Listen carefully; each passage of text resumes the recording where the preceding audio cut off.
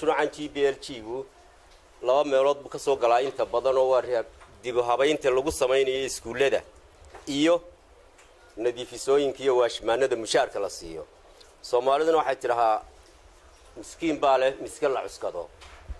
dadkan mushaarkoodu aadka u yar yahay waxay gaaraan 3 bilood 4 bilood 5 bilood in la siinin waa dawladaha hoose maayarku wuxuu imika sheegay in kabki ka maqan yahay haddii wadooyinkii lagu dhigayo intaasoo milyan oo dollar ma ninka miskiinka baa markaa la fuulayaa miskiis waa in mushaarkii la siiyaa kaasa first fall mudan horta marka horeysa madaxweyne ma aha booramo kaliyaata inta uu ka socdo mashruucan GBLG-gu booramo imika igu horeyso waan ka maqlaayay dhegta laakiin kuwa kalaan soo kormeeroon arkay 7 bilood baanu magaalada madaxdood aanu lahayn tagu dhaqaalaha badan leh 7 bilood ba ku lahayn mushaarka markaanu 10 maalmood ku noqonay 5 bilood sii daayay 2 bilood oo kaliya ay muka u harsan marka waxaan ka codsanayaa maayaradu bal inay dadka shaqaale hoosaadka horta iyaga ay horreysiyaan waayo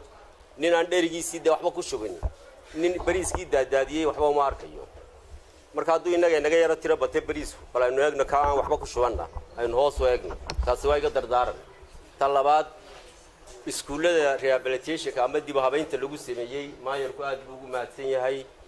waxaan nala soo socodsiin jiray gudoomiyaha waxbarashada ee gobolka marka taana waan ugu mahad celinaynaa laakiin waxa jira kuraasi mar laga cabanayay maayar oo ahayd kuraasi intaad cid ka qandaraasteen haddana meel dhexe yaala iskuulkiina aan gaadhin marka halkaana waxaan ka arkay in lacagtii kabida ahayd meesha ay lagu xidhay in laga bixiyo laakiin aanay ka bixin cashuurta la ururiyay dawladda hoose